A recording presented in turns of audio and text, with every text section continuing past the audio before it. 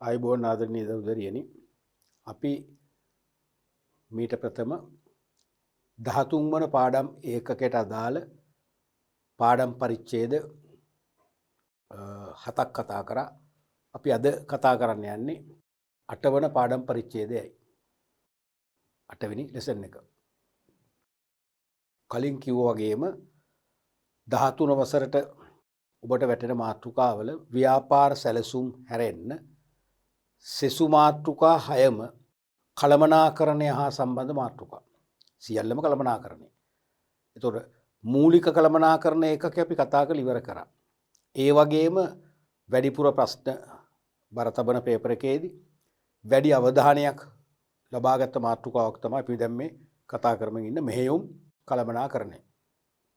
එතකොට මෙහෙයුම් කළමනාකරණය මම කිව්වා විශේෂයෙන්ම මතු අනාගතයේදී ලංකාවේ නිෂ්පාදන ලෝකයේ සමාජිකින් නැත්තම් කොටස්කරුවන් වන්න ඉන්න ඔබටද ඔබේ පෞද්ගලික ව්‍යාපාරික ජීවිතයට අනිවාර්යයෙන්ම ඉවහල් වන පදනම් වන විෂය ඒකකයක් තමයි මෙහෙයුම් කළමනාකරණය. ඒ වගේම උසස් පෙළ විභාගයේදී අනිවාර්යයෙන්ම වැඩිම ප්‍රශ්න ප්‍රමාණයක් බර තබන මාතෘකාවල එකක් කියලා කිව්වා.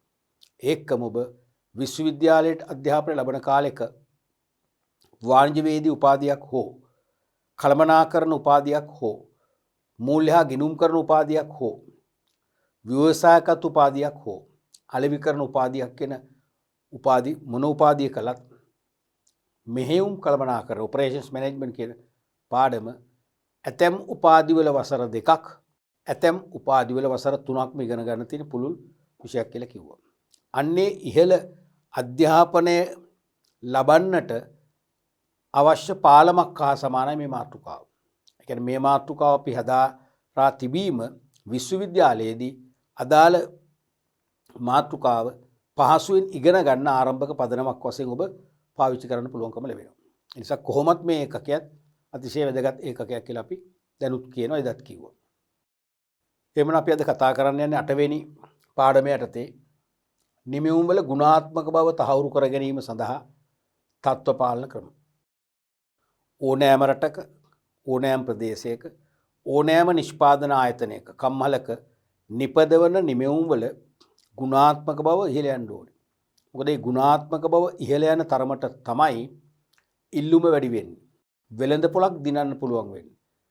තරඟකරුවන් අභියස නොසැලී ඉහළ තරංකාරීත්වයක් තුළින් ප්‍රමාණවත් ඒ වගේම සාධාරණ වෙළඳ පොළ කොටසක් අත්පත් කරගෙන ලාභදායී ව්‍යාපාරයක් වශයෙන් ඔබට ක්‍රියාත්මක වෙන්න හැකියාව ලැබෙන්නේ තත්ත්ව පාලනය කියන ක්‍රියාවලිය ඔබේ ආයතනයේ ක්‍රියාත්මක වේ නම් පමණයි. මොකද තත්ත්ව පාලනයෙන් නැත්නම් ගුණත්ව පාලනය දෙකම එකයි. තත්ත්ව පාලනය හැවත් ගුණත්ව පාලනය ක්වොලිටි කන්ට්‍රෝල් කියලා අපි ඉංග්‍රීසියෙන් කියන්නේ. තත්ත්ව පාලනය තුළින් තමයි ඔබේ නිමෙවුම් වල ගුණාත්මක බව ආරක්ෂා කරන්නේ. එහෙම ආරක්ෂා කරන කල අනිවාර්යයෙන්ම කෙතරම් තරංගකාරී භාණ්ඩ තිබුණත් වෙළඳ පොලෙන් ප්‍රමාණවත් ඉල්ලුමක් ඔබට දිනා ගන්න පුළුවන්කම ලැබෙනවා. තේරුණාද? ඒ තුල ව්‍යාපාර තරංගයට සාර්ථකව මුහුණ දීලා ඔබට බොහෝ විට වෙළඳ පොලේ නායකත්වයක් පවා ලීඩර්ෂිප් එකක් පවා ගන්න මේ තත්ත්ව පාලන ඉදිරියම ඉවල් වෙනවා. අපි බලමු තත්ත්ව පාලනය ගැන. මුලින්ම ක්වොලිටි ගුණත්වය නැත්නම් තත්ත්වය කියන එක අපි තේරුම් ගමු. ගුණත්වය නැත්නම් තත්ත්වය දෙකම එකයි. එක්ක ගුණත්වය එහෙම නැත්නම් තත්ත්වය.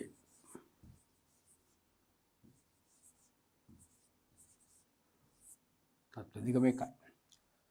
The ability of a good or a service to satisfy the consumer needs and wants is known as quality. පැහැදිලිනේ? The ability of a good or a service to satisfy the consumer's needs and wants is known as quality. ඒ කියන්නේ මොකද්ද? තත්ත්වයවත් ගුණත්වය යනුවෙන් අදහස් කරන්නේ පාරිභෝගික අවශ්‍යතා සහ වුමනා තෘප්තිමත් කිරීමට භාණ්ඩයකට හෝ සේවාවකට ඇති හැකියාව. පාරිභෝගික අවශ්‍යතා සහ වුමනා තෘප්තිමත් කිරීමට භාණ්ඩයකට හෝ සේවාවකට ඇති හැකියාව තමයි තත්ත්වය නැත්නම් ගුණත්වය කියන්නේ.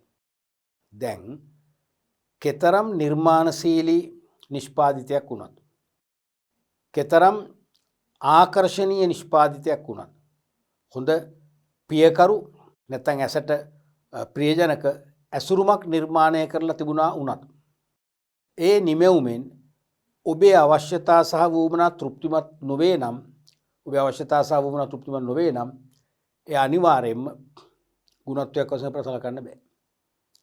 සමහර විට ඉතා සිත්කලු දැකුම්කලු ඇසුරුමක් තියෙන්න පුළුවන්. සෑහෙන වියදමක් දරලා ගොඩනගපු නිෂ්පාදිතයක් වෙන්න පුළුවන්. නමුත් ඉලක්ක ගනුදෙනුකරුවෝ, ඒ කියන්නේ මේ භාණ්ඩ පරිභෝජනය කරන ගනුදෙනුකරුවන්ගේ විශේෂයෙන්ම වුවමනා තෘප්තිමත් නොවේ නම් එතන ගුණත්වයක් නැහැ. එහෙමනම් ගුණත්වය හෙවත් තත්වය කියන්නේ ඉලක්ක පාරිභෝගිකයින්ගේ. ඒතකොට එතනට පාරිභෝගය නැතුව කස්ටමර් කවුත් කමක් නැහැ ගනුදෙනුකරුවෝ.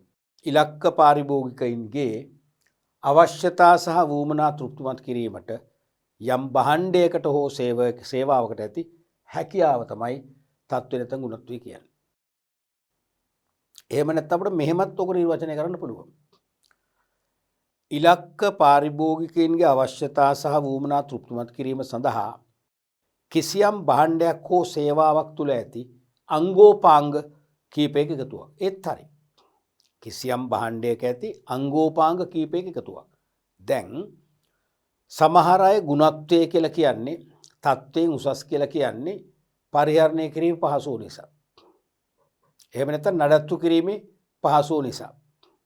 එහෙම නැත්නම් කල්පැවැත්ම නිසා. කල්පවත්ම තියෙනවා නම් දිගු කාලයක් පවතින අපි කියනවා ඒක ක්වොලිටි භාණ්ඩයක්. කල්පැවැත්මක් නැත්නම් ක්වොලිටි නෑ. දැන් අපි සමහර රටවල එහෙම කියනවනේ X රටේ භාණ්ඩ නම් අන්න භාණ්ඩ අවුරුදු 10ක් උනක් පාවිච්චි කරත හැකි. Y රටේ භාණ්ඩ වැඩක් නෑ. අවුරුද්දයි. ඒ මොකද ඒක අනිස්සාදක නොසලක ඇතන බලන්නේ කල්පැවැත්ම. නැත්තම් භාවිතා කිරීම පහසුව. නඩත්තු කිරීම පහසුව. තේරුණාද? නැත්තම් නියමාකාරයෙන් ක්‍රියාත්මක වීම. ඒ වගේ එක එක ගුණාංග කීපයක් තියෙනවා. ඒ ගුණාංග වලින් තමයි අපිව තෘප්තිමත් කරන්නේ. එහෙනම් මේක වෙන විදිහකට ගොත් එහෙනම් යම් භාණ්ඩයක් දැන් ඉලක්ක ගනුදෙනුකරුවන්ගේ නැත්නම් ඉලක්ක පාරිභෝගිකයින්ගේ අවශ්‍යතා සහ වුවමනා තෘප්තිමත් කිරීමට යම් භාණ්ඩයකට නැත්නම් සේවාවක් තුල යම් භාණ්ඩයක් තුල හෝ සේවාවක් තුල අඩංගු අංගෝපාංග සමූහයක් තමයි ගුණත්ව කියන්නේ. එහෙම කිව්වොත් හරි. නැත්නම් ගනුදෙනුකරුවන්ගේ නැත්නම් පාරිභෝගිකයින්ගේ අවශ්‍යතා සහ වුවමනා තෘප්තිමත් කිරීමට කිසියම් භාණ්ඩයකට හෝ සේවාවකට ඇති හැකියාව. ඒක හරි. හරියටම හරි. දැන් ගුරුවත් පොතේ තියෙනෙත් එහෙමනේ. නමුත් ඒ හැකියාව කියන එකේ තේරුම මොකද්ද? අංගෝපාංග සමූහයක්. ඒ නිසා අපිට ඒක මෙහෙමත් ලියන්න පුළුවන්. හෝ කියලා ලියන්න පුළුවන්. ඉලක්ක වචනේ ඇතත් නැතත් ප්‍රශ්නයක් නැහැ. අපිට ගනුදෙනුකරුවන් කියලා කියනවා ඇති. ඉලක්ක පාරිභෝගිකයින්ගේ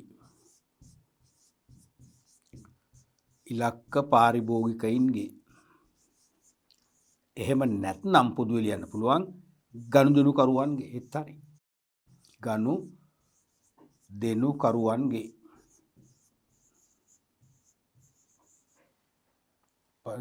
ගනුදෙනුකරුවන්ගේ වුවමනා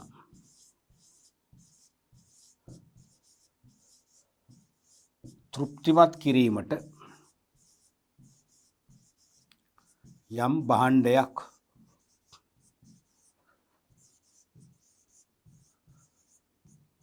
හෝ සේවාවක්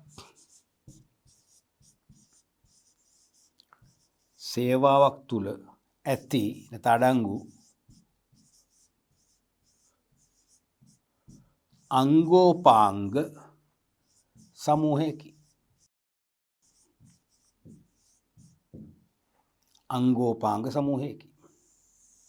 මේ අංගෝපාංග සමූහය තමයි අපි මෙතන කිව්වේ මොකද්ද? ඉස්සෙල්ලා කිව්වේ භාණ්ඩයකට හෝ සේවාවකට හැකියාව කියලා. පාරිභෝගික අවශ්‍යතා සහ වුවමනා තෘප්තිමත් කිරීමට භාණ්ඩයකට හෝ සේවාවකට ඇති හැකියාව කියලා කිව්වේ මේ අංගෝපාංග තමයි. එහෙනම් අංගෝපාංග සමූහය සමානයි මෙන්න මේකට. තේරෙනවද? මේ ක්‍රම දෙකම හරි. ඔක තමයි ගුණත්වය කියන්නේ. එතකොට දැන් අපි සාමාන්‍යයෙන් එකිනෙකාට වෙනස්නේ. යම් කෙනෙක් දිගු කාලයක් පවතිනවා නම් කියනවා අන්න ගුණත්වයේ 100%යි. දිගු කාල පවතින නැත්නම් ගුණත්වය අඩුයි. බාලයි. එහෙමනේ කියන්නේ. සමහරට අපි හිතමු නඩත්තු කිරීමේ පහසු නඩත්තු වියදම අඩු නම් නඩත්තු කිරීම පහසු නම් අපි කියන ගුණාත්මකයි. නැත්නම් ගුණාත්මක නැහැ. එකිනෙකාගේ මත නැත්නම් සාධක කීපයක් අංගූපාංග කීපයක්ම තිබුණොත් තමයි ගුණාත්මක කියලා කියන්නේ. තේරෙනවනේ? right. අපි බලමු ඊළඟට certain elements of quality. ගුණත්වයේ කියන මූලිකාංගය තුළ නැත්නම් ගුණත්වයේ කියන සංකල්පය තුළ අඩංගු විය යුතු මූලිකාංග. ගුණත්වයේ මූලිකාංග. තේරෙනවද? ගුණත්වයේ මූලිකාංග. ගුණත්වයේ මූලිකාංග.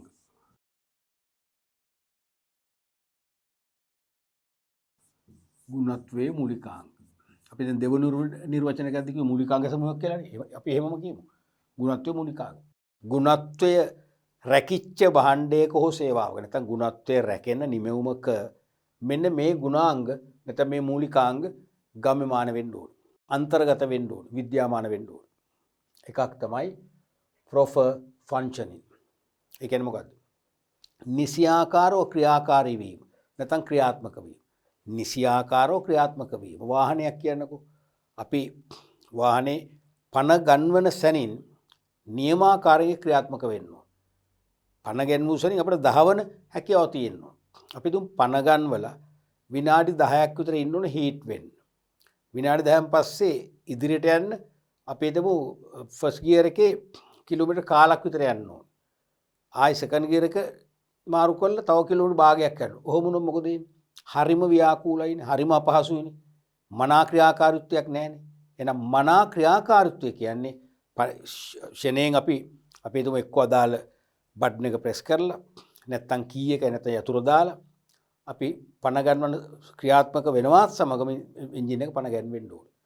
નિયમિત ගියර් එකට අපි චේන්ජ් කරගමන් ඉදිරියට ගමන් කරන්න පුළුවන් වෙනවා. තේර අනවශ්‍ය ශබ්දබද්ද නැති වෙන්න ඕනේ. නියම එන්ජින් එකේ ටියුන් එකට අනුව අපිට ධාවනය කරන්න පුළුවන් වෙනවා. ඒක තමයි මනා ක්‍රියාකාරීත්වය කියන්නේ. එහෙමනම් ඒක ගුණාත්මක නැත්නම් ගුණාත්මක නැහැ. ඕනෑම නිෂ්පාදිත තත්ත්වය එහෙම තමයි. රූපවාහිනී යන්ත්‍රයක් ගෙනල්ලා අපි තුමු රූපවාහිනී යන්ත්‍රය නරඹන්න පෙර ඒක රත් කරන්න ඕන.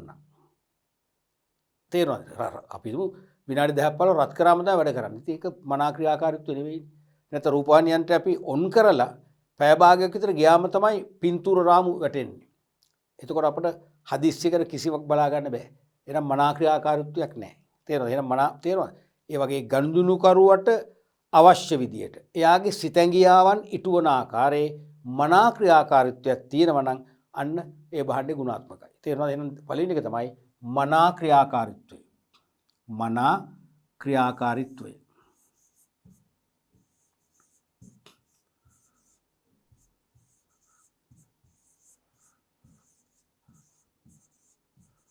මනා ක්‍රියාකාරීත්වයක් පැවතීම පළවෙනි ගුණාංගය නැත්නම් අංගෝපාංගය නැත්නම් මූලිකාංගය.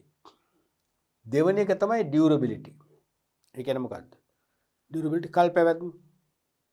දැන් ගොඩාක් අය භාණ්ඩයක් ගුණාත්මකයි කියලා කියන්නේ දිගු කාලීන පැවැත්මනේ. හිතන්න වාහනයක බැටරියක් අපි දැම්මම අවුරුදු 6ක් 7ක් යන්න පුළුවන් අපි කියන්නේ අන්න එක හොඳ ගුණාත්මක බැටරියක් කියලා. අවුරුද්දෙන් හමාරෙන් මාරු කරන්න වෙනවා නම් ගුණාත්මක නැහැ. නමුත් සමහරට අවුරුදු 6ක් පාවිච්චි කරන්න පුළුවන් බැටරිය සමහර විට අනපේක්ෂිතව කිසියම් පිපිරීමකට ලක්වීමේ හැකියාව තියෙනවා. එහෙම පිපිරුණු අවස්ථා තියෙනවා. පිපිරලා වාහන ගිනි අරගෙන විනාශ වෙච්ච අවස්ථා තියෙනවා. හරිද? එහෙම වුණොත් මොකද වෙන්නේ? තේරුමක් නැහැනේ. නමුත් අවුරුදු එකමාර වෙන්න පුළුවන්, දෙක වෙන්න පුළුවන්. කවදාකවත් ලෝකෙ කොහෙවත් මේ බැටරි වර්ගයේ පිපිරීමකට ලක් වෙලා නැහැ. ගිනි අරගෙන නැහැ. එහෙම වුණොත් ඒකනේ හොඳ. ඒ නිසා සමහර අය මේ එක ගුණාංගයක්, එක මූලිකාංගයක් පදනම් කරගෙන ගුණාත්මකයි කියලා කියනවා. ඉතින් ඒක යාළගේ මතේ. නමුත් සාමාන්‍ය වෙන්න අපි මේ කියන සාධක වලින් මේ මූලිකාංග වලින් කීපයක්වත් ඇතුළත් නම් තමයි ගුණාත්මක කියලා කියන්නේ. තත්ත්වයෙන් උසස් කියලා කියන්නේ. තේරෙනවද? එහෙනම් මෙතනින් කියන්නේ දිගුකල් පැවැත්ම. ඇත්තටම කෙටි කාලීනව නම් පවතින්නේ. කෙටි කාලෙකින් පස්සේ අපිට මේක භාවිතයෙන් ඉවත් කරන්න වෙනවා නම් ගුණාත්මක භාවය අඩුයි. තේරෙනවද? එහෙනම් දෙවෙනි එක තමයි දිගුකල් පැවැත්මක්. දිගුකල් පැවැත්මක් පැවතිය යුතුයි. තුන්වෙනි එක තමයි සේෆ්ටි ආරක්ෂාව. අනිවාර්යයෙන්ම අදාළ නිෂ්පාදිතය පාරිභෝගිකයාට හානිකරදායක නොවන එකක් වෙන්න ඕනේ. සුරක්ෂිත එකක් වෙන්න ඕනේ. ඒ කියන්නේ භාණ්ඩය පරිභෝජනය කරද්දී පාවිච්චි කරද්දී යම් යම් අනතුරුදායක තත්වයන්ට මුහුණ දෙන්න වෙනවා නම් තේරෙනවද? නැත්නම් ඔය භාණ්ඩේ පාවිච්චි කරද්දී පාරිභෝගිකයාට නිතර අනතුරු වලට ලක් වෙනවා නම් තුවාල සිදු වෙනවා නම් ඒක හොඳ ගුණාත්මක නිෂ්පාදිතයක් නෙවෙයි. අනිවාර්යයෙන්ම සුරක්ෂිත නිෂ්පාදිතයක් වෙන්නට ඕනේ. තේරෙනවද? එහෙනම් තුන්වෙනි එක තමයි පාරිභෝගිකයාට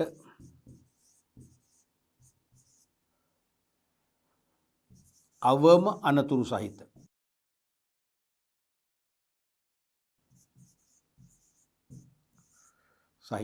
සුරක්ෂිත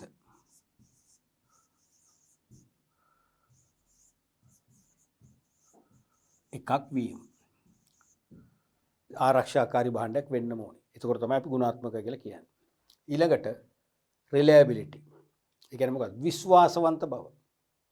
පාරිභෝගිකයාට නැත්නම් පාරිභෝගිකයාගේ විශ්වාසය දිනා ගැනීමට සමත් වන නිමවුමක් වෙන්න ඕනේ.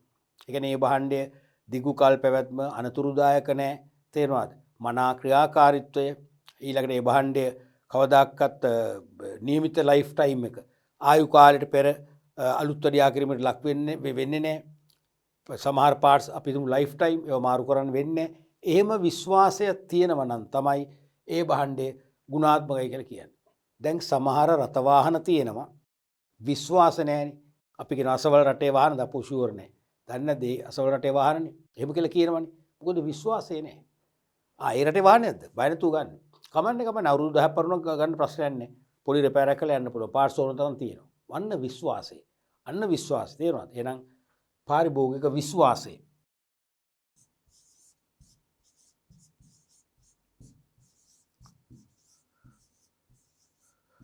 පාරිභෝගික විශ්වාසය දිනාගත හැකි වීම.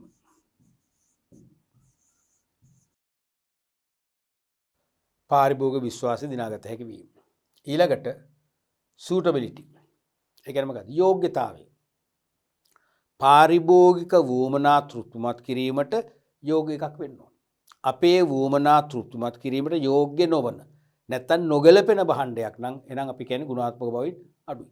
අපේ වුවමනා තෘප්තිමත් කිරීමට 100%ක්ම ගැලපෙන යෝග්‍යතාවයෙන් යුක්ත නම් අපි කියනවා ගුණාත්මකයි කියලා. තේරුණානේ? රයිට්. එතකොට ලියන්න ඕන එකට පාරිභෝගික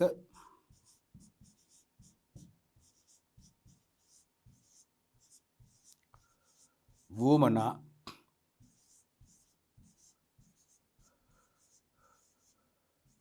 තෘප්තිමත් කිරීමට ඇති යෝග්‍යතාවය.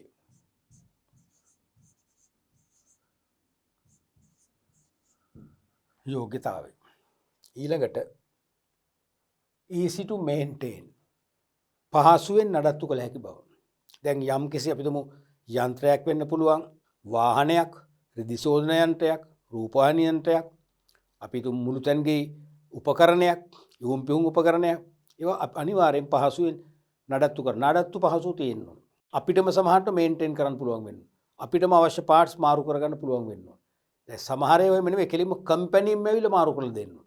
කම්පැනිම සර්විස් එක කළා දෙනවා. ඒක සංකීර්ණයි. ගුණාත්මක භාවය අඩුයි. අපිටම පහසුවෙන් නඩත්තු කරගන්න පුළුවන් නම් අන්න ගුණත්වයෙන් ඉහළ භාණ්ඩයක් කියලා පිළිගැනීමට ලක් වෙනවා. එහෙනම් පහසුවෙන්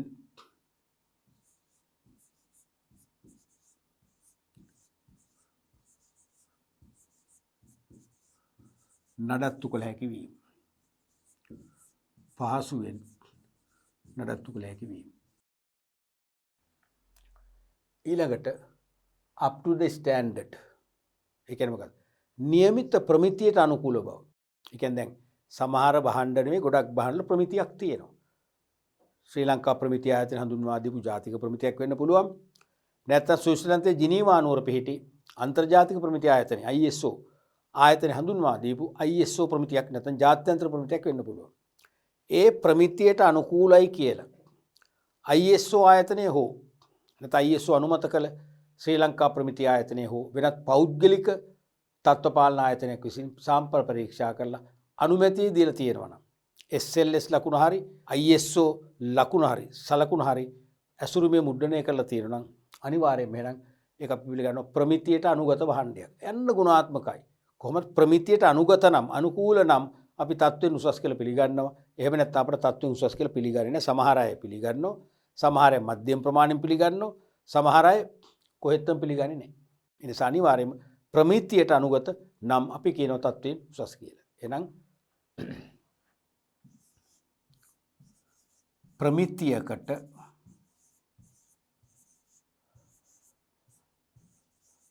අනුකූල බව. ප්‍රමිතියට අනුකූල බව. තේරුණානේ? ඔන්න වගේ ගුණාංග 7ක් තියෙනවා නම් අන්නේ ගුණාංග 7ම හෝ අඩු ගන්න කීපයක්වත් අන්තර්ගත නම් අපි කියනවා තත්ත්වයෙන් උසස් භාණ්ඩයක්. නැත්නම් ගුණත්වයෙන් උසස් නෙමෙයි කියලා නැත්නම් පිළිගන්නේ නැහැ. ඊළඟට ගුණත්ව පාලනය නැත්නම් තත්ත්ව පාලනය දෙකම එකයි. එක්ක ගුණත්ව පාලනය නැත්නම් තත්ත්ව පාලනය. quality control මේක ඇහෙනකොටම ඔබේ මතකය ස්වයංක්‍රීයව අවදි වෙන්න ඕනේ. අවදි වෙනවද? 4 වන පාඩම් මේකකයේ දක්වා. අපි 4 වන පාඩම් මේකකයේ වශයෙන් සාකච්ඡා කළා. මතක ඇති මීට කලින් ප්‍රජේ සහ ව්‍යාපාර අතර අන්තර් සම්බන්ධතාවය. interaction between government and businesses. මතකද? ඒකෙදිත් අපි මේ තත්ත්ව පාලනය ගැන සුළු වශයෙන් නෙවෙයි අතරම ප්‍රමාණවත් විග්‍රහයක් කළා. ඒ නිසා මේක අපි නිකන් නැවත මතක් කිරීමක් හා සමාන කරගන්නකො. අලුත් දෙයක් නෙවෙයි. තත්ත්ව පාලනය, ගුණත්ව පාලනය කියන්නේ නිෂ්පාදන ආයතනයක් විසින් ස්ථාපිත කර ඇති ප්‍රමිතීන්ට අනුකූලව නිෂ්පාදිතයක් නිපද වෙන බවත්. හරිද? ප්‍රමිතීන්ට අනුකූලව නිෂ්පාදිතයක් නම් නිපද වෙන බව. නිෂ්පාදන ක්‍රියාවලියක් නම් ක්‍රියාත්මක වන බවටත් තහවුරු කර ගැනීමේ ක්‍රියාවලිය තමයි තත්ත්ව පාලනය කියන්නේ. අපි 4 වන පාඩම් මේකකෙදිත් කියන්නට ඇති අනිවාර්යයෙන්ම අදත් කියනවා ප්‍රමිතිකරණය සහ තත්ත්ව පාලනය කියන්නේ නිවුන් සහෝදරයෝ වගේ සමීපම සංකල්ප දෙකක්. ප්‍රමිතිකරණය සහ තත්ත්ව පාලනය. අපි 4 වන පාඩමේදීත් කතා කරා ප්‍රථමයෙන් ඇති වෙන්නේ ප්‍රමිතිකරණයයි. දෙවනුව තමයි නැත්නම් ඊට පසුගාමීව තමයි තත්ත්ව පාලනය ඇති වෙන්නේ. දැන් ප්‍රමිතිකරණය කියන ක්‍රියාදාමයෙන් භාණ්ඩවලට ප්‍රමිති හඳුන්වා දෙනවා. භාණ්ඩවල ප්‍රමිති පරිත්‍යාග කරනවා. ප්‍රමිතියක්. මතකද? ප්‍රමිතියක් කියන්නේ දල වශයෙන් ද්‍රව්‍ය සංයෝග ලැයිස්තුවක්. ඒ ප්‍රමිතිය හඳුන්වා දුන්නාට පස්සේ ප්‍රමිතිය දිගින් දිගටම අඛණ්ඩව ඒකාකාරීව රැකගැනීමේ වගකීම බාර වෙන්නේ කාටද? තත්ත්ව පාලනයටයි. ප්‍රමිතිකරණය කියන සොහොයුරා මගින් ප්‍රමිතියක් හඳුන්වා දෙනවා නිෂ්පාදිතයකට හෝ නිෂ්පාදන ක්‍රියාවලියකට. ප්‍රමිතිකරණය කියන සොහොයුරා විසින්. තත්ත්ව පාලනය කියන සොහොයුරා විසින් ඒ බිහි කළ ප්‍රමිතිය තමන්ගේ සෙසු සොහොයුරා බිහි කළ ප්‍රමිතිය ආරක්ෂා කර දෙනවා. ඕක තමයි මම ටුවින්ස්ලා කියන්නේ. නිවුන් සහෝදරයෝ කියලා. ඒ කියන්නේ නම් ප්‍රමිතිකරණයයි තත්ත්ව පාලනය අතර සම්බන්ධය ඍජුයි. එහෙනම් මේ තත්ත්ව පාලනය කරන්නේ භාණ්ඩයක ප්‍රමිතිය හැමදාමත් රැක ගැනීම. ප්‍රමිතිය හැමදාමත් රැකගත්තම මොකද වෙන්නේ? යන තත්ත්වයේ උසස් වෙන ගුණත්වය හෙළ යනවා. මනා ක්‍රියාකාරීත්වය, පහසුවෙන් නඩත්තු කිරීමේ හැකියාව, යෝග්‍යතාවය, විශ්වාසවන්ත භාව, දිගුකල් පැවැත්ම කියන අර තත්ත්වයේ ගුණාංග ටික මොකද වෙන්නේ? නිකම්ම රැකෙනවා. එහෙනම් ඒ තත්ත්වයේ ගුණාංග රැකදීම තමයි තත්ත්ව පාලනය කියන්නේ. එක අතකින්. තත්ත්වයේ ගුණාංග රැකදීම තමයි තත්ත්ව පාලනය කියන්නේ. තේරෙනවද? එමනම් නිෂ්පාදන ආයතනයක් විසින් ස්ථාපිත කරගත් කියන්නේ තමන් විසින් හදලා වෙන්න පුළුවන්, ප්‍රමිති ආයතනෙන් ලබාගෙන වෙන්න පුළුවන්, ISO ආයතනෙන් ලබාගෙන වෙන්න පුළුවන්, වෙනත් බාහිර පර්යේෂණ ආයතනෙන් ලබාගෙන වෙන්න පුළුවන්. කොහොම හරි තමන් ප්‍රමිතියක් සකස් කරගෙන තියෙනවා. ස්ථාපිත කරගත් ප්‍රමිතීන්ට අනුකූලව නිෂ්පාදිතයක් නම් භාණ්ඩයක් හෝ සේවාවක් නම් ඒ අනුව නිපදවන බව. නිෂ්පාදන ක්‍රියාවලියක් ඒත් ප්‍රමිතියක් තියෙනවනේ. නිෂ්පාදන ක්‍රියාවලියක් නම් එලෙසින් මේ ප්‍රමිතියට අනුකූලව ක්‍රියාත්මක වන බවටත් තහවුරු කර ගැනීමේ ක්‍රියාවලිය තමයි තත්ත්ව පාලනය කියන්නේ. තහවුරු කර ගැනීමේ ක්‍රියාවලිය තමයි තත්ත්ව පාලනය කියන්නේ. පැහැදිලිද? එකී තහවුරුව සඳහා විවිධ පරීක්ෂණ, නිරීක්ෂණ මෙන්ම විවිධ වූ ගැළපීම්ද සිදු කරන ලබයි. එහෙනම් මේ තත්ත්ව පාලනයේ වැඩ කීපයක් මේ කිව්වේ. එකක් තමයි විවිධ පරීක්ෂණ කරනවා. පළවෙනි එක. විවිධ නිරීක්ෂණ කරනවා දෙවෙනි එක. අනිත් එක විවිධ වූ ගැළපීම් කරනවා තුන්වෙනි එක. එනම් පරීක්ෂණ නිරීක්ෂණ ගැළපීම් කියන තුන් කාණ්ඩයේ එකතුවක් තමයි තත්ත්ව පාලනය කියන්නේ. එහෙනම් තත්ත්ව පාලනයේ අපිට දිශාවන් තුනක් දකින්න පුළුවන්. එකක් තමයි විවිධ පරීක්ෂණ වලට නියැදි පරීක්ෂා කරනවා. නියැදි විවිධ පරීක්ෂණ වලට භාජනය කරනවා. ඒවා රසායනාගාර තුල සිදු කරන පරීක්ෂණ වෙන්න පුළුවන්. රසායනාගාර වලින් බැහැරව කරන පරීක්ෂණ වෙන්න පුළුවන්. හරිද? එහෙම නැත්නම් නිරීක්ෂණ. ඒ කියන්නේ පරීක්ෂණය නිරීක්ෂණය දෙකක්. පරීක්ෂණය කියන්නේ ටෙස්ටිං, නිරීක්ෂණය කියන්නේ මොකද්ද? මොකක්ද නිරීක්ෂණය කියන්නේ? පරීක්ෂණ ටෙස්ටිං, නිරීක්ෂණ ඔබ්සර්වේෂන්. ඔබ්සර්ව් කරනවා කියන්නේ. ඒ කියන්නේ පරීක්ෂණයක් අපි කරනවා කියලා අපිට දැනෙනවා, හැඟෙනවා. නිරීක්ෂණයක් දැනෙන්නේ නැහැ. දැන් මාව ඔබ පරීක්ෂා කරනවා කියලා මට දැනෙනවා. හැබැයි ඔබ මාව නිරීක්ෂණය කරනවා කියලා මට දැනෙන්නේ නැහැ. ඔබ මට නොදැනෙන කෝණයන්ගෙන් තමයි මම නිසි ආකාරව ක්‍රියාත්මක වෙනවද කියලා තහවුරු කරගන්න. ඒ වගේ පරීක්ෂණ නිරීක්ෂණ. ඒ වගේම විවිධ වූ ගැළපීම්.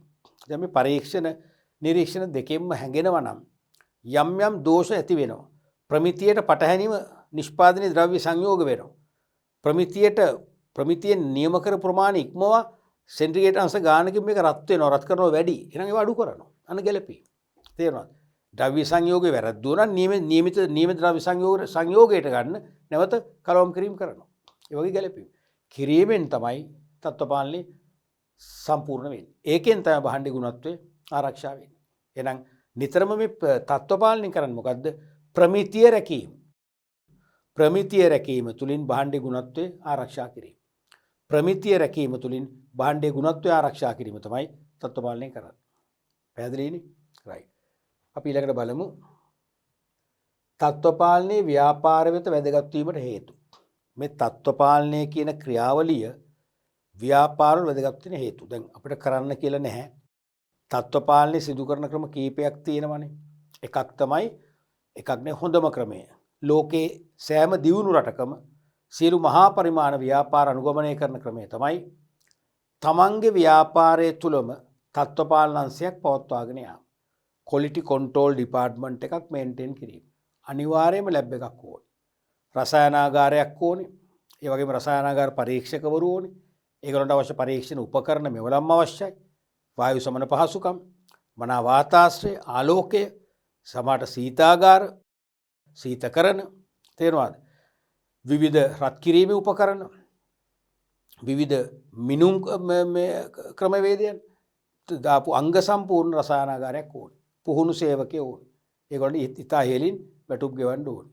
ඒ රසායනාගාරයේ තුලම රසායනාගාරය පදනම් කරගෙන පරීක්ෂණ නිරීක්ෂණය කරලා අවශ්‍ය ගැළපීම් කරලා ගුණත්වය ආරක්ෂා කිරීම තමයි ආයතනෙම තත්ත්ව පාලන අංශය මේන්ටේන් කිරීම කියලා කියන්නේ. එහෙම බැරි නම් ශ්‍රී ලංකා ප්‍රමිති ආයතනය. ප්‍රමිති ආයතනයට අපි සාම්පල් දීලා ඒ අපේ නියැදි ප්‍රමිති ආයතනයේ රසායනාගාරයෙන් පරීක්ෂා කරලා ඒගොල්ලන් දෙන උපදෙස් අනුව අවශ්‍ය ගැළපීම් කරලා නිවැරදිව අපි තත්ත්වය රැක ගන්නවා. ප්‍රමිති රැක ගන්නවා. එහෙමත් නැත්නම් තව තියෙනවා බාහිර පර්යේෂණ ආයතන. ලෝක පිළිගත් ආයතන, සෝවිලන්ස් ආයතන. ඒ වගේම බ්‍රිතාන්‍ය BVQ ආයතනය. බ්‍රිටිෂ්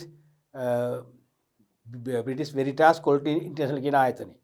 ඒ වගේ විවිධ ආයතන තියෙනවා. තේරෙනවද? ඒ වගේම ඇමරිකා අන්ඩර්රයිටර්ස් ආයතනය.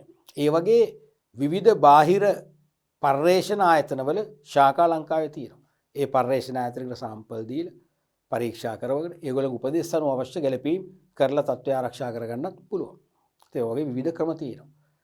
ඒතකොට මොන ක්‍රමෙන් තත්ත්ව පාලනය කළත් තත්ත්ව පාලනයේ ව්‍යාපාරවලට වාසිගෙන දෙනවා. නැත්නම් තත්ත්ව පාලනයේ ප්‍රයෝජන කියලා හතරවන පාඩමේදී තහනවා මේ පාඩමේදී තහනවා. එකක් තමයි નિયમિત මෙහාන ව්‍යාපාරයෙන් හොඳේ අපිටත් වාසි. මේක අපිටත් වාසි කතා කරන්න පුළුවන්. වැඩිපුර මහන්නේ 90ක් මහන්නේ ව්‍යාපාරය පැත්තෙන් වාසි. 10%ක් අහන්න පුළුවන් තත්ත්ව පාලන නිසා අපිට ලැබෙන වාසි. එකක් තමයි નિયમિત ගුණත්වයෙන් යුත් භාණ්ඩ සැපේ හැකි වීම. මෙහානේ ව්‍යාපාර විතරනේ. ව්‍යාපාර විතර નિયમિત ගුණත්වයෙන් යුත් භාණ්ඩ සපයන්න පුළුවන්. මොකද ව්‍යාපාරයේ තත්ත්වයෙන් උසස් භාණ්ඩ සපයන විට තමයි වෙළඳපොළ විශ්වාසය තහවුරු වෙන්නේ. වෙළඳපොළ Taman වෙත ආකර්ෂණය වෙන්නේ. Tamanට පක්ෂපාතී වෙළඳපොළක් නිර්මාණය වෙන්නේ. මේ හැම දෙයක්ම වෙන්නේ ගුණත්වයෙන් උසස් භාණ්ඩ සපයන්න පුළුවන් නම් පමණයි. අන්නේ හැකියාව ලැබෙනවා තත්ත්ව පාලනය නිසා.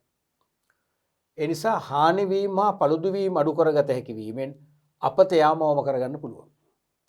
තත්ත්ව පාලනය මගින් හානි වීම ඒ වගේම paludu වීම අඩු කරගන්න පුළුවන්. තේරෙනවද? ඒ තුලින් අනිවාර්යයෙන්ම අපත යාම අවම කරගන්න පුළුවන්.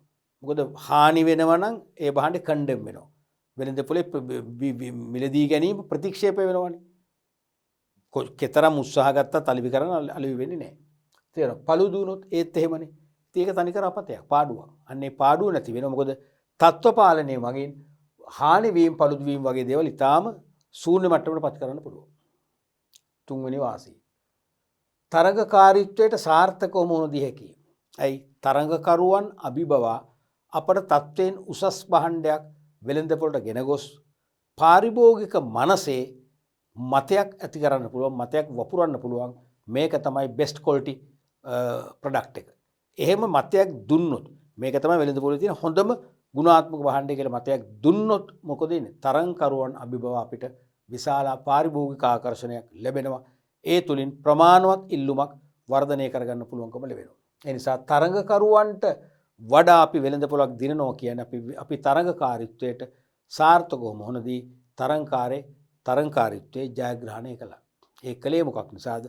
තත්ත්ව පාලනය කියන අපේ පැහැදිලි ඒ වගේම තාර්කික ඒ වගේම ඵලදායි වැඩදායි මෙවලම නිසායි.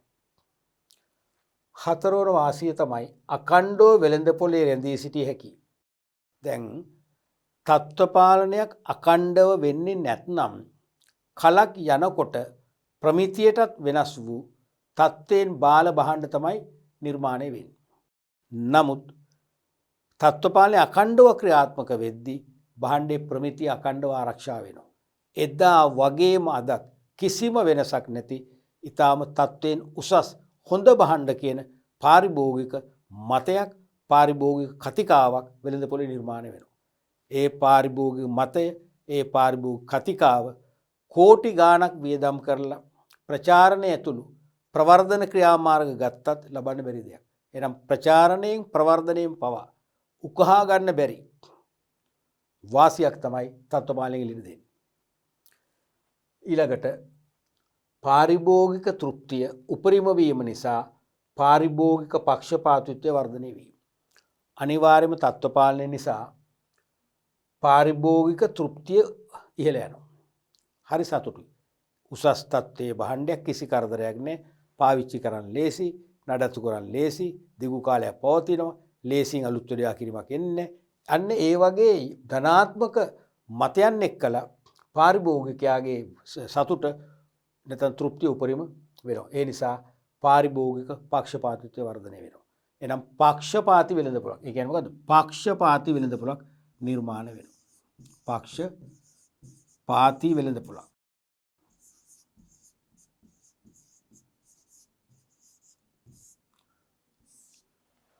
පක්ෂපාතී වෙළඳ පොළක් නිර්මාණය වෙනවා. තේරෙනවද? තත්ත්ව පාලනයක් නොතිබුණා නම් එහෙම වෙන්නේ නැහැ. සමහරට පාරිභෝගිකයා දෙනවා හෙට නැති වෙනවා. මේක එහෙම නෙවෙයි. දිගු කාලීනව අපට පක්ෂපාතී වෙළඳ පොළක් නිර්මාණය වෙනවා. අපි ඒක ඉස්සෙල්ලා කිව්වේ අපේ වෙළඳ පොළ ස්ථාවර වෙනවා.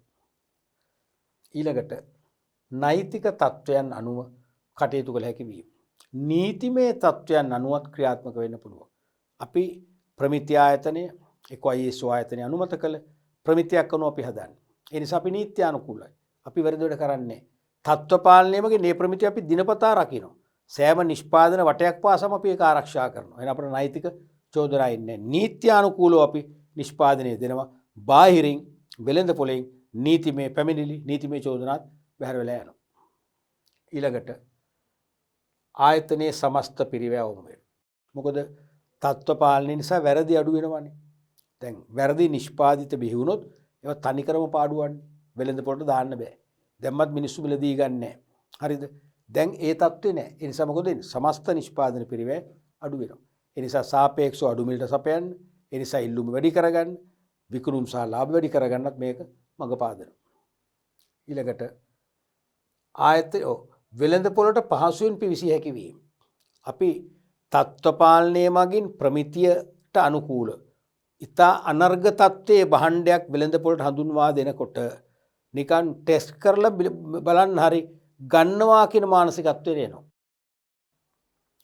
ප්‍රමිතියට අනුකූලව උසස් තත්ත්ව පාලන ක්‍රම තුලින් නිෂ්පාදනය කරනවා කියලා ප්‍රචාරණය කිරීම මගින් මිනිස්සුන්ට කුතුහලයක් ඇති කරන්න පුළුවන්.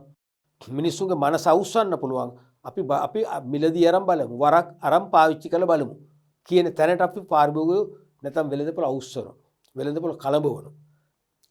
වරක් අරන් තෘප්තිමත් වුණොත් නැවත නැවතත් මිලදී ගන්නවා. තේරෙනවද? ඒ නිසා වෙළඳපොළට පහසුවෙන් ප්‍රවේශ වෙන්න පුළුවන්. ඒ කියන්නේ වෙළඳපොළට ආපු ගමන් අපෙන් අඩු ගානේ මුල් වටේදී විශාල භාණ්ඩ ප්‍රමාණයක් මිලදී ගන්නවා. ගන්න තත්ත්ව පාලනයෙන් තත්ත්වය ආරක්ෂා කරයි කියන විශ්වාසය මත. ඊළඟට ලාභදායීත්වයේ වර්ධනය වීම හා ව්‍යාපාරයේ පැවැත්ම ස්ථාවර වීම. අනිවාර්යයෙන්ම ලාභදායීත්වය වර්ධනය වෙනවා. ඒ විකුණුම් වැඩි වෙනවනේ. ඉල්ලුම වැඩි වෙනවා, විකුණුම් වැඩි වෙනවා. එහෙනම් පිරිවැයත් අඩු වෙනවනේ. එහෙනම් ලාභ වර්ධනය වෙනවා. ඒ නිසා ව්‍යාපාරයේ පැවැත්මත් ස්ථාවර වෙනවා. වැටෙන්නේ නැහනේ. පිරිවැය අඩුයි, ලාභය වැඩි. එහෙනම් ව්‍යාපාරයේ වියදම් සියල්ල මේ ලාභයෙන් ආවරණය කළා. තවත් අමතර අතිරික්තයක් තියෙනවා. සුද්ධ අතිරික්තයක් තියෙනවා. එහෙනම් සේවකයන්ට ප්‍රසාද මුදල් ගෙවන්න බෝනස් දෙන්න පුළුවන්. සේවකව විප්‍රේරණ වෙනවා. ඒගොල්ලෝ ආයතන රැක බලා ගන්න. ඒගොල්ලෝ ආයතන හැරයන්නේ නැහැ. ආයතනට ඒගොල්ලෝ වින කරන්නේ නැහැ. කම්කරු උද්ඝෝෂණ කරන්නේ නැහැ ඒගොල්ලෝ. තේරෙනවද? ආයතනයේ රහස් ආරක්ෂා කරනවා. අනික් අතින් හැමදාම තත්ත්වෙන් උසස් භාණ්ඩයක් වෙළඳපොළට බෙදා හැරීමේ මූල්‍ය ශක්තිය තියෙනවා. ඒ නිසා වෙළඳපොළ අපෙන් ගිලිහිලා යන්නේ නැහැ. සමස්ත ව්‍යාපාරයටම තත්ත්ව පාලනයේ වාසිය. පැහැදිලිනේ? රයිට්. අපි ඊළඟට බලමු 10 වෙනි එක. පුළුල් වෙළඳපොළ කොටසක් දිනාගත හැකි වීම. දැන් තත්ත්ව පාලනයේ නිකම් වෙළඳපොළක් නෙවෙයි පුළුල්. ඒ කියන්නේ තරංගකරුවන්ට සාපේක්ෂව ලොකු වෙළඳපොළක්. තරංගකරු අපි හා සමානම තරංගකරු දිනාගෙන තියෙන්නේ ගනුදෙනුකරු දසදහසක් නම් අපි 25000ක් නෙලාගෙන තියෙනවා. අන්න පුළුල් වෙළඳපොළ කොටසක්. තේරුණාද? තරංගකාරී ආයතන රටවල් 15කට නම් භාණ්ඩ විකුණලා ගනුදෙනුකරු දිනාගෙන තියෙන. අපි රටවල් 50කට භාණ්ඩ විකුණලා ගනුදෙනුකරු දිනාගෙන තියෙන. අපේ අන්තර්ජාතික වශයෙන් අපි පුළුල් වෙළඳපොළක් දිනාගෙන තියෙනවා. ඊළඟට ව්‍යාපාරයකට මෙන්ම නිෂ්පාදිතවල සන්නම් සඳහා ගෝලීය කීර්ති නාමයක් වර්ධනය වීම. අන්න කිසියම් ව්‍යාපාරයක් තමන්ගේ නිෂ්පාදිතවලට ප්‍රමිතියක් අනුමත කරලා ප්‍රමිතියක් ස්ථාපිත කරලා ඒ ප්‍රමිතියට අනුකූලව ඒකාකාරීව ගුණාත්මකව තත්ත්ව පාලනයේ මගින් භාණ්ඩය නිෂ්පාදනය කරලා වෙළඳපොළට දානකොට මොකද වෙන්නේ? දේශීය නෙවෙයි දේශීයව පමණක් නොවේ විදේශීය ගෝලීය වශයෙන් මොකද වෙන්නේ? ඒ නිෂ්පාදිතවල සන්නම් සඳහා අනිවාර්යයෙන්ම ව්‍යාපාරයටත් දෙකටම කීර්ති නාමයක් වර්ධනය වෙනවා. දැන් ප්‍රමිතීන්ට අනුව උසස් තත්ත්ව පාලන ක්‍රම තුලින් උසස් තත්ත්වයේ භාණ්ඩයක් කියලා දේශීය මෙන්ම විදේශ වෙළඳපොළවල් අතර දේශීය මෙන්ම අන්තර්ජාතික මතයක් වපුරන කොට වෙන්නේ ඒ භාණ්ඩයේ සන්නමටයි. ඒ කියන්නේ භාණ්ඩය හඳුන්වා දෙන වෙළඳ නාමය. භාණ්ඩයේ සන්නන් නාමයටයි ඒ භාණ්ඩය ඇති ව්‍යාපාරයටයි දෙකටම ගෝලීය වශයෙන් කීර්ති නාමයකුත් වර්ධනය කර ගැනීම හැකියාව ලැබෙනවා. තේරෙනවනේ? මොකද එහෙම ගෝලීය කීර්ති නාමයක් ලැබෙනවා කියන්නේ තව තවත් ඉල්ලුම වර්ධනය වෙනවා. තව තවත් වෙළඳපොළ ප්‍රසාරණය වෙනවා. අඛණ්ඩව ප්‍රසාරණය වෙනවා. නැවතීමක් නැහැ. නැවතීමක් දැන් මුහුදේ රැල්ල හැමදාම එනවනේ මුහුදේ තරංග. ඒ මුහුදේ රැල්ලේ නැවතීමක් නැහැනේ. ඒ වගේ තමයි මේකෙත් එනම් වෙළඳපොළ ප්‍රසාරණය වීමේ රැල්ලේ නැවතීමක් නැහැ. ඇයි? ගෝලීය වශයෙන් කීර්ති නාමයක් දිනාගත නිසා. ඊළඟට සේවක කටයුතු පහසු වීම තුලින් ඵලදායීත්වය ඉහළ යාම. අනික මේ තත්ත්ව පාලනය නිසා සේවකයන්ගේ කටයුතු පහසු වෙනවා. ඒ කියන්නේ වැඩ පිළිවෙලකට කරනවා කියන එක කියන්නේ. තත්ත්ව පාලනයේදී එක් සේවකයාට නියමිත රාජකාරී ටිකක් පනවනවා. හැම දෙයක්ම පටවන්නේ එක සේවකයෙකුගේ හිස මත හැම දෙයක් මටවලයට ලොකු බරක් කරන්නේ. මට තියෙන බොහොම සුළු කාර්යයක් පමණයි. ඊළඟ කෙනාට සුළු කාර්ය. තමන්ගේ කාර්ය තමන් නිසියාකාරව කරනකොට 10 දෙනෙක් නම් 10 දෙනාගේම කාර්යයන් 10 නිසි පරිදි ඉෂ්ට වෙනකොට අනිවාර්යෙන් භාණ්ඩයේ ගුණත්වය මොකද වෙන්නේ? උපරිමයට යනවා. අනික සේවකයන්ට ලොකු මහන්සියකුත් නැහැ. සේවකයින්ට ලොකු පරිශ්‍රමයක් දරන්න ඕනෙත් නැහැ. ගැඩ්ඩු සාගත තත්ත්වයකුත් නැහැ. රැකියාවත් ආසාවෙන් කරනවා, තෘප්තියෙන් කරනවා. තේරෙනවද? ඒකේ ප්‍රතිඵල වෙන්නේ මොකද්ද? ඵලදායීත්වය ඉහළ යනවා. ඒ කියන්නේ අඩුම හේතුම් වලින් වැඩිම නිමවුම් බිහි කරනවා. එහෙනම් සම්පත් නාස්තිය නැති වෙලා යනවා. අඩුම හේතුම් වලින් වැඩිම නිමවුම් බිහි කරලා ඵලදායීතාවය ඉහළ යනවා කියන්නේ නිෂ්පාදන පිරිවැත් අඩු වෙනවා. එහෙනම් අඩු මිලට බහන සපයන්නත් පුළුවන්. විකුණුම් ඉහළ යනවා. ලාභ ඉහළ යනවා. වාසි පෙරහැරක් ඇති වෙනවා. ඊළඟට යන්ත්‍රවල මනා පැවැත්ම දීර්ඝ කාලීනව ආරක්ෂා වීම. විශේෂයෙන්ම තත්ත්ව පාලනය යාන්ත්‍රික ක්‍රියාවලිය සවිමත් කරනවා. දැන් දරුවනේ මහා පරිමාණ නිෂ්පාදන කම්හලක් ගත්තොත් ඒගොල්ලෝ ආරම්භයේදී ඩොලර් බිලියන ගාණක් වැය කරනවා ආරම්භක ස්ථාවර ප්‍රාග්ධනය වශයෙන් කම්හල් පිරියත මතකයිනි ෆැක්ටරි ලැවුට් එකක් ස්ථාපිත කරන්න. ඒ කියන්නේ යන්ත්‍ර, උපකරණ, මිනිස්ශ්‍රමය, ද්‍රව්‍ය ආදී සම්පත් ඒකරාශී කරපු වැඩ ස්ථාන නැත්නම් කාර්ය ස්ථාන වර්ක් ස්ටේෂන් කිසියම් අනුපිළිවෙලකට ස්ථානගත කිරීමක් තමයි කම්හලක් තුල වෙන්නේ. ඒක තමයි කම්හල් පිරියත කියන්නේ. ඒකට විශාල වීදමක් දරනවා. තේරුණාද? එතකොට ඒ යන්ත්‍ර වලින් අපිට කෙටි කාලයේ පමණක් නම් වැඩ ගන්න පුළුවන්. කෙටි කාලෙදී යන්ත්‍රේ භාවිතෙන් අයින් කරලා අලුතෙන් යන්ත්‍ර ගන්න වෙනවා නම් මොකද පිරිවැයෙන්නේ වැඩි වෙනවා. කවදා කරලා ලබන්න බෑ. නමුත් තත්ත්ව පාලනය තුලින් යන්ත්‍ර පවා නිසි පිළිවෙලකට ප්‍රමිතියකට අනුකූලව භාවිතා කරන්න සියලු සේවකයන්ට මඟ පෙන්වීමක් කරනවා. සේවකයන් තල්ලු කරනවා, යොමු කරනවා. ඒ නිසා දැන් උදාහරණයක් වශයෙන් කිසියම් යන්ත්‍රයක් එක දිගට පැය දෙකක් ස්ටාර්ට් කරලා ක්‍රියාත්මක කරලා විනාඩි 15ක් විවේක ගන්න කියනවා. අපි විනාඩි 20ක්ම දෙනවා. ආයි පැය දෙකක් වැඩ කරනවා. ආයි විනාඩි 20ක් විවේක. එහෙම දුන්නම පැය ලක්ෂ ගාණක් වැඩ කරන්න පුළුවන්. එහෙනම් ඒකත් තත්ත්ව පාලනයේ කොටසක්. තත්ත්ව පාලනය මගින් ඒ වගේ ක්‍රමවේද සක්‍රිය කිරීමෙන් යන්ත්‍රවල මනා පැවැත්ම දීර්ඝ කාලීනව ආරක්ෂා වෙනවා. අපිට එහෙනම් නැවත කෙටි කාලීනව ආරම්භක පිරිවැයක් වශයෙන් නැත්නම් දරු වගේ ප්‍රාග්ධන වියදම් දරන්න වෙන්නේ නැහැ. ලොකු වාසියක් ඒක. ඊළඟට සේවක අභිප්‍රේරණය වීම තුළින් ඵලදායීතාවය යනවා. අනිවාර්යයෙන්ම එකක් සේවක කටයුතු පහසු වීම. අනික සේවකෝ කැමති දැන් මෙවැනි පරිසරයක් තුළ වැඩ කරන්න. මොකද හැම වැඩක්ම පිළිවෙලයි. සේවකයන් අතර වැඩ මොනවද බෙදා ගැනීම ගැටලුවක් නැහැ. හැමෝටම වැඩ බෙදලා දීලා තියෙනවා. හැම කෙනෙක්ම දන්නවා තමන්ගේ වගකීම් මොනවද කියලා. සේවකෝ කැමැත්තෙන් වැඩ කරනවා. සොකී කැමැත්තෙන් වැඩ කරනවා. ඒ නිසා ඵලදායීතාවය මොකද වෙන්නේ? අනිවාර්යෙන් වර්ධනය වෙනවා. ඒ නිසාත් ඵලදායීතාව අනිවාර්යෙන්ම වර්ධනය වෙනවා. තේරුණාද? ඒ නිසා මෙන්න මේ වගේ වාසි ගණනාවක් තුලින් තත්ත්ව පාලනයේ ව්‍යාපාරිකයින්ට ඵලගෙන දෙනවා. ව්‍යාපාරිකයින්ට ප්‍රතිඵලගෙන දෙනවා. ඒ නිසා ව්‍යාපාර ලෝකයේ තුල ව්‍යාපාරිකයන්ගේ ගමන දිගු ගමනක් කරන්න තත්ත්ව පාලනයේ නිදහස් මාවතක් නිර්මාණය කරලා දෙනවා සෑම ව්‍යාපාරයකටම. පැහැදිලි නේ? නිසා තත්ත්ව පාලනයේ පැහැදිලිවම ව්‍යාපාරිකයින්ට වාසිදායකයි.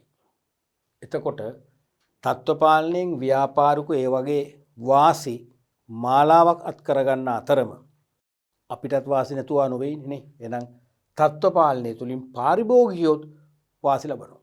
අපිටත් වාසි. දැන් මම මෙහෙම ඇහුවොත් ඔබ කැමතිද ඔබ වියදම් කරන සල්ලි වලට ඕනෑම භාණ්ඩයක් මිලදී ගන්න? උත්තරේ නැහැ. කිසි කෙනෙකුට ඕක කියන්න බෑනේ. සාමාන්‍යයෙන් ලෝකයේම පාරිභෝගික චර්යාවන් විමර්ශනය කරන සමීක්ෂණ වලින් ඔප්පු වෙච්ච දේ තමයි තේරෙනවද? විශේෂයෙන්ම ලෝකේ ජනප්‍රිය පර්යේෂණ ආයතන තියෙනවානේ. ඔය ඇමරිකන් ඇක්‍රඩේෂන් පර්යේෂණ ආයතන වගේ ඒ ආයතන විවිධ පාරිභෝගික සමීක්ෂණ කරලා තියෙනවා. පර්යේෂණය කියන්නේ කන්සියුමර් සර්විස්. ඒ දුප්පුච්ච දෙයක් තමයි සෑම පාරිභෝගිකයෙක්ම කැමති තමන් වැය කරන ඩොලරයට ලංකාවේ නම් වැය කරන රුපියලට උපරිම අනර්ග තත්ත්වයේ භාණ්ඩයක් පරිභෝජනය කරලා තෘප්තිමත් ජීවිතයක් ගත කරන්න. දැන් මට දැනෙනවා නම් මම පරිභෝජනය කරන්නේ ලෝකේ වෙළඳ පොලේ තියෙන අනර්ගම තත්ත්වයේ භාණ්ඩ කියලා මම පුදුම සතුටක් ලබනවානේ.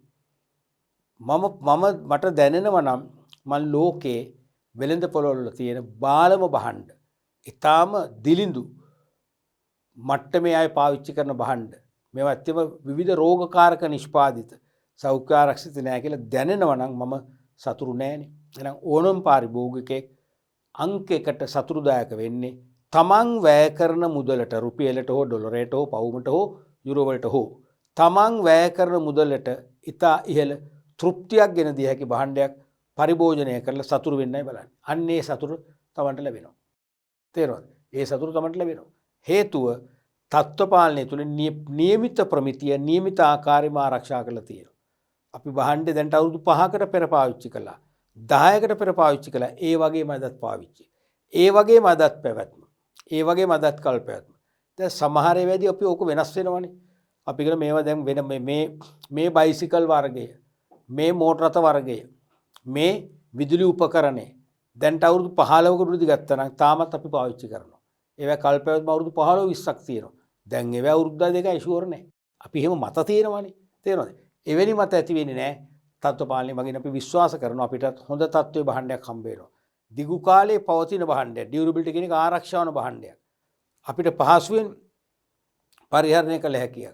අනතුරුදායක වලින් තොරව ආරක්ෂාව සාතික කරන භාණ්ඩයක්. සහ මනා ක්‍රියාකාරීත්වය සහිත භාණ්ඩයක් අපිට ලැබෙනවා කියලා අපිට විශ්වාසයක් තියෙනවා. ඒ නිසා පාරිභෝගිකයන් වශයෙන් අපිට ඉතා ඉහළ තෘප්තියක් ලබන්න පුළුවන්. නැත්නම් වැය කරන මිලට ඉතා අනර්ග තත්ත්වයේ භාණ්ඩයක් පරිභෝජනය කළා කියන මානසික සතුට නැත්නම් වින්දනය හෙවත් තෘප්තිය ලබන්න පුළුවන්. තෘප්තියක් අවශ්‍යයි. සතුටක් අවශ්‍යයි. තේරෙනවද? දැන් අපි දැන් කවුරු හරි කියනවා සතුට අවශ්‍ය නැහැ කියලා බොරුනේ. සතුට අවශ්‍යයි. අපි හැම දෙයක්ම අපි නිවැරදි දෙයක් පාවිච්චි කරොත් අපිට මොකද ලැබෙන්නේ? සතුටක්. අපි අපේක්ෂා කරන්නේ සතුට මිස දුක නෙවෙයිනේ. එහෙනම් ප්‍රධානම දේ ඒකයි. පාරිභෝගික කැමති නිතරම තෘප්තියෙන් ජීවත් වෙන්න. පාරිභෝගිකයාගේ ජීවන රහ තමයි තෘප්තිය. අන්නේ තෘප්තිය ලබන්න පුළුවන්කම ලැබෙනවා ප්‍රමිති ආරක්ෂා කර දීම තුළින් තත්ත්ව පාලනය මගින් ඒ මගින් ගුණාත්මක භාණ්ඩයක් පාරිභෝගිකයාට තිල්න කිරීම මගින්. එහෙනම් පළවෙනි වාසිය තමයි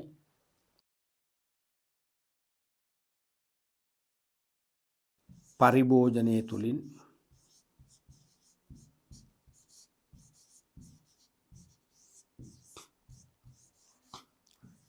ඉහළ තෘප්තියක්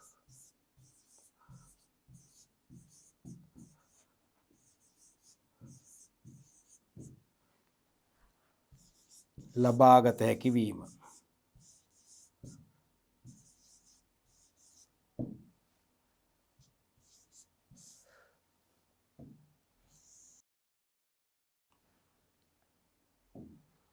ඒක අනිත් එක ඒ කියන්නේ වැය කරන මිලට උපරිම තෘප්තියක් වොත් හරි වැය කරන මිලට ඉහළම තෘප්තියක්.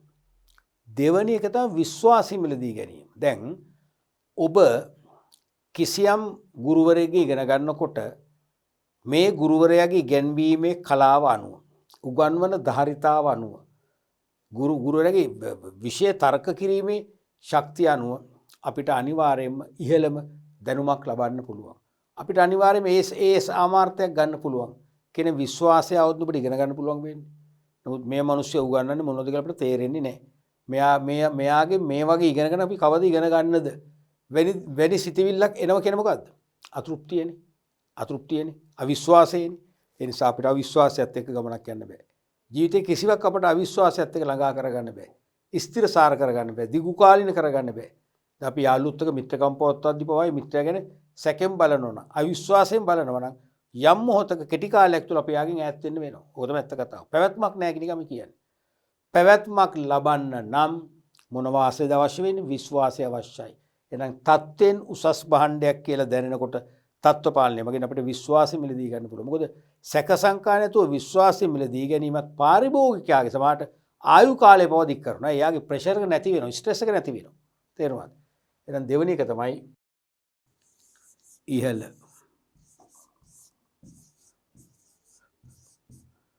විශ්වාසයකින්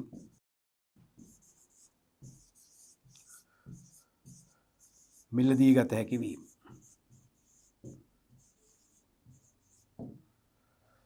ඉහළ විශ්වාසයකින් මිලදී ගත හැකි වීම. තුන්වෙනි එක තමයි දැන් පාරිභෝගයට බහට තෝරගන්න ලේසි. ඇයි? ප්‍රමිතිකරණය තුලින් ප්‍රමිති ස්ථාපිත කරලා තත්ත්ව පාලනය තුලින් ගුණාත්මක භාණ්ඩයක් නිර්මාණය කරාම අනික ප්‍රමිති ලාංඡනය පොව දැන් දානවනේ බෑ නේද? දාන්න පුළුවන්. ඇයි? දැන් ප්‍රමිති ලාංඡනය දැන් ප්‍රමිතියක් අපි අනුමත කරගත්තත් තත්ත්ව පාලනයක් නැත්නම් අපිට ෂුවර් නෑ ප්‍රමිතිය තියෙනවද කියලා. මොකද ප්‍රමිතිය රකින්නේ තත්ත්ව පාලනය. ප්‍රමිතිය අනිවාර්යෙන් භාණ්ඩයකට ආරෝපණය කර දෙන්නේ තත්ත්ව පාලනයනේ. එහෙනම් තත්ත්ව පාලනය නොතිබුණා නම් SLS ලකුණු පාවිච්චි කරන්න බෑ. ISO ලකුණු පාවිච්චි කරන්න බෑ. දැන් පාවිච්චි කරන්න පුළුවන්. තේරෙනවද? ඒ නිසා අනිවාර්යයෙන්ම එවැනි භාණ්ඩ වෙළඳ පොලේ තෝරගන්න ලේසි. මේක SLS තියෙනවා. ඒ කියන්නේ මේක තත්ත්ව පාලනයෙන් තමයි මේක ආරක්ෂා වෙන්නේ. මේක ISO තියෙනවා. තත්ත්ව පාලනයෙන් මේක තියෙනවා. නිවැරදි තත්ත්ව පාලන ක්‍රමයක් තුලින් එළි දැක්වූ භාණ්ඩයක් මේක. විශ්වාසයෙන් ගන්නවා අපි නිසා. තේරෙනවද? එහෙනම් තුන්වෙනි එක තමයි වෙළඳ පොලේදී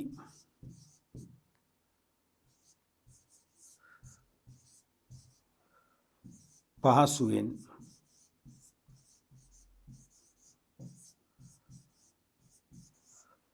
උසස් තත්වයේ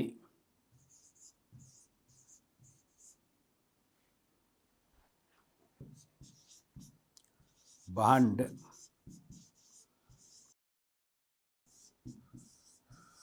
තෝරාගත හැකි වීම. උසස් තත්වයේ භාණ්ඩ තෝරාගත හැකි වීම. පැහැදිලි? ඊළඟට තත්ත්ව පාලනය තුළින් පාරිභෝගිකයාට දැන් කිසියම් මුදලක් වියදම් කරලා භාණ්ඩයක් ගත්තොත් ඒ භාණ්ඩය උපරිම පාවිච්චි කරන්න පුළුවන්. යන්ත්‍රයක් නම් අවුරුදු 15ක් නම් 15ම එක දිගට වැඩ ගන්න පුළුවන්.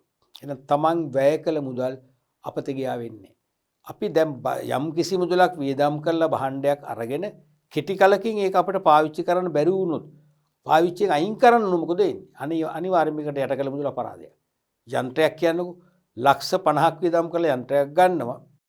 මාස 3න් අයින් කරනවා. එක්ක ඒක දෝෂ සහගතයි. එක්ක ඒක නිෂ්පාදන වේගය නෑ, ක්වොලිටි එක එන්නේ නෑ. සම්පත් නාස්ති කරන වැඩි, ඉන්ධන භාවිතය වැඩි, ඉන්ධන දවන පුදුම වේගයකින් අපි අයින් කරනවා. මාස 5කින් අයින් කරොත් එහෙම මොකද වෙන්නේ? යට කළ ලක්ෂ 50ක් අපිට ලක්ෂ 10ක් තාවරණ වෙලා නෑ. අන්න යල්පැනගේ ප්‍රාග්ධන තත්ත්වයක් උදා වෙනවා. තේරුණාද? දැන් මෙතනදී එහෙම වෙන්නේ නෑ. මෙතනදී පාරිභෝගිකව මේ භාණ්ඩ අනිවාර්යයෙන් මිලදී ගන්නවා. ඒගොල්ලන්ට භාණ්ඩ යල්පනින්නේ නැහැ. තත්ත්ව පාලනය තුලින් හැමදාමත් එදා වගේම අද වගේම හෙටත් ගුණත්වයේ මේකේ ආරක්ෂා වෙන කියලා දන්නවා. ඒ නිසා අනිවාර්යයෙන්ම පාරිභෝගිකයන්ට පුළුවන්කම ලැබෙනවා දීර්ඝ කාලීනව තමන්ගේ ජීවන තත්ත්වය උසස් කරන්න. මොකද හොඳ තත්ත්වයේ භාණ්ඩ පරිභෝජනය කරන්න අවස්ථාව ලැබෙනවා. තෝරගන්න අවස්ථාව ලැබෙනවා. ඒ නිසා උසස් තත්ත්වයේ භාණ්ඩ ආසේවා පරිභෝජනය කරනවා කියන්නේ තමන්ගේ ජීවන තත්ත්වය ලයිෆ් ස්ටේට් එක මොකද වෙන්නේ? ඉහළ යනවා. වර්ධනය වෙනවා. එහෙනම් ඊළඟ වාසි වශයෙන් අපිට ලියන්න පුළුවන්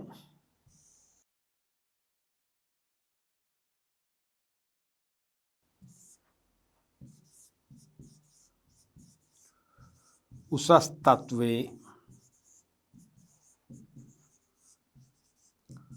භාණ්ඩ පරිභෝජනය තුළින්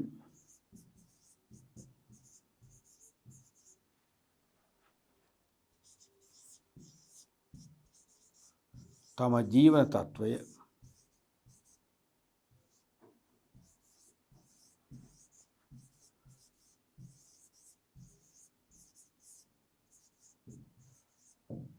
ඉහළ යාම. ඊළඟට තත්ත්ව පාලනය මගින් උසස් තත්ත්වයේ භාණ්ඩ වෙළඳ පොළට එනවා කියන්නේ පාරිභෝගිකයාට ඉතා සෞඛ්‍ය ආරක්ෂිත භාණ්ඩ පරිභෝජනය කරන්න පුළුවන්. තේරුණාද? අනිවාර්යෙන් තත්ත්ව පාලන ක්‍රමිකුත් තියෙනකොට යල්පිනූ භාණ්ඩ මාකට් එකට එන්නේ නැහැ. යල්පනින් නැති වෙන තමයි භාණ්ඩ එවන කල්ැතු එවනවා. යල්පිනූ භාණ්ඩ තිබුණොත් කල්ැතු ගිහලා වෙළඳ පොලෙන් ආපසු එක්කාසු කරගෙන අර ඉන්බවුන්ඩ් ලොජිස්ටික් ක්‍රමයට මොකද වෙන්නේ? රිවර්ස් ලොජිස්ටික් සිස්ටම් එක අනුව අනිවාර්යයෙන්ම අපි ඇවිල්ලා ඒව විනාශ කරනවා. අයින් කරනවා. ඒ නිසා උසස් තත්ත්වයේ භාණ්ඩ යල්පනින්න පෙර පරිභෝජනය කරන අවස්ථාව ලැබෙනවා. කියන්නේ පාරිභෝගික සෞඛ්‍ය පවා ආරක්ෂා වෙනවා. එහෙනම් ඊළඟ එක ලියන්න පාරිභෝගික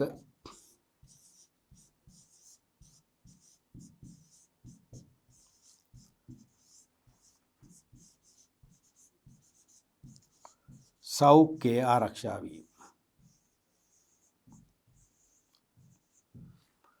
පාරිභෝගික සෞඛ්‍ය ආරක්ෂා වීම. ඊළඟට තත්ත්ව පාලනය මගින් පාරිභෝගිකයාට භාණ්ඩ ආසේවා පරිහරණයේදී විය හැකි අනතුරුදායක තත්ත්වයන් ගෙන් බේරෙන්න පුළුවන්. හානිය අඩු වෙනකොටම කියනවා. තත්ත්ව පාලන නිසා ගුණාත්මක භාණ්ඩයක් මාකට් එකට එනවා. ඒ ගුණාත්මක භාණ්ඩ පරිභෝජනය කරනකොට මොකද වෙන්නේ? හානිය අවම වෙනවා. එහෙනම් 6 වෙනි එක ලියන්න ඕනේ. පරිභෝජනය තුළින්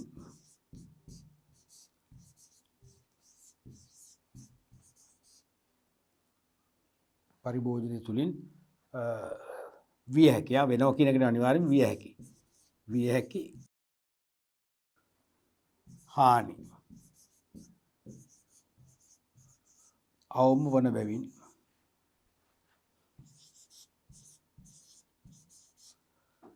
සෞඛ්‍ය තත්ත්වය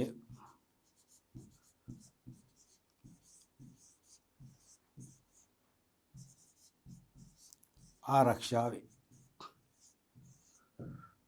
සෞඛ්‍ය තත්ත්වය ආරක්ෂා වේ. ඒ නිසා සෞඛ්‍යත් ආරක්ෂා කරන මේක හේතු වෙනවා.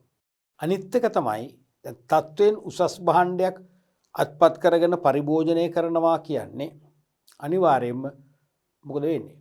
පාරිභෝගිකයාට මිලදී ගත්ත භාණ්ඩයෙන් 100% උපරිම ප්‍රයෝජන ගන්න පුළුවන්. ඒ කියන්නේ භාගයක් පාවිච්චි කරද්දී භාණ්ඩේ අපි නැෂ්‍ය වෙනවා, පිලුම් වෙනවා, නැත්නම් ගල් වෙනවා. නම් මොකද වෙන්නේ? ඒක අපරාධයෙන් එහෙම වෙන්නේ නැහැ. ඒ නිසා පාරිභෝගික පිරිවැත් ඉතුරු වෙනවා. ඒ කියන්නේ පාරිභෝගික රුපියල් 200ක් වියදම් කළ භාණ්ඩයක් ගත්තොත් ඒක උපරිම සති දෙකක්ම පාවිච්චි කරන්න පුළුවන්. සති දෙකකට පස්සේ මේක යල්පනින්. තේරෙනවද? තව භාණ්ඩ තියෙනවා වෙළඳ පොලේ මිල අඩුයි. අපිට රුපියල් 50ට ගන්න පුළුවන්. සති දෙකෙන් දිගට අලුත් භාණ්ඩයක් ගන්න වෙනවා. අර මේ වෙනවා. මේක එහෙමනේ මේක අවුරුදු දෙකක්. දෙකක් යනකම් මුකුත් වෙන්නේ නැහැ. එහෙනම් අවුරුදු දෙකක් යනකම් එක දිගට පාවිච්චි කරන්න පුළුවන් නම් රුපියල් 200ක කිව්වම ඒක ලාභදායකයි. රුපියල් 50ට ගන්න එක පාඩුයි. මොකද හේතුව මාස දෙකකින් තුනෙන් ඒක නැවත ගන්න වෙනවා. එතකොට පාඩුයි. ඒ වගේ එතකොට අපිට ලියන්න පුළුවන්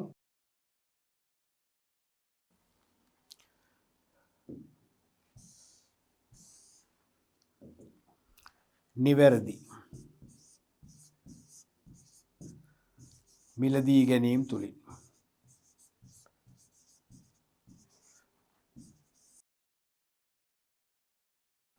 පාරිභෝගික පිරිවැය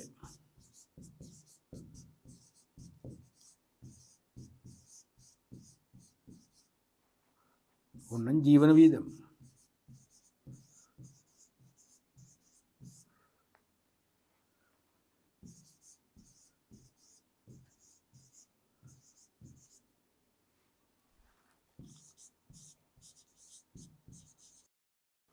අවම කරගන්න පුළුවන්. තේරුණාද? ඊළඟට දැන් තත්ත්වපාලනයෙන් උසස් තත්ත්වයේ භාණ්ඩයක් වෙළඳ පොළට දුන්නම ඒ භාණ්ඩ පරිභෝජනය කිරීම තුළ මොකද වෙන්නේ? අපට ඉහළ ජීවන රටාවක් ගත කිරීම කියලා ලැබෙනවා. ඒ ඉහළ සමාජ ගෞරවයක් පිළිගැනීමක් ඇති වෙනවා. එයා යන්නේ අසවල් කාර්යකේ. එයා පාවිච්චි කරන අසවල් මෝටර රථය. ඒගොල්ලෝ ගෙදර තියෙන අසවල් සීතකරණේ. කියන විශේෂ මෝටර රථයක් වගේ එකක්. ඒ නිසා අනිවාර්යයෙන්ම සමාජ ගෞරවයට පාත්‍ර වෙනවා. ස්වයංක්‍රීය ලෙස සමාජ ගෞරවයට ලක් වෙන පාරිභෝගික බොරපත් වෙන්න පුළුවන්කම ලැබෙනවා. තත්ත්ව පාලනයෙන් උසස් තත්ත්වයේ භාණ්ඩයක් පරිභෝජනය කිරීම නිසා. එහෙනම් ඊළඟ අවසන් එක ඔසම පිළියමු.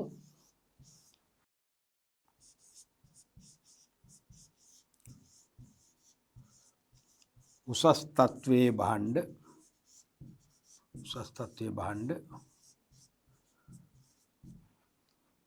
පරිභෝජනය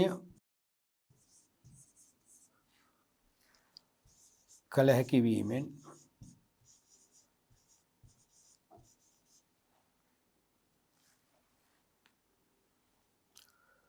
සමාජ පිළිගැනීම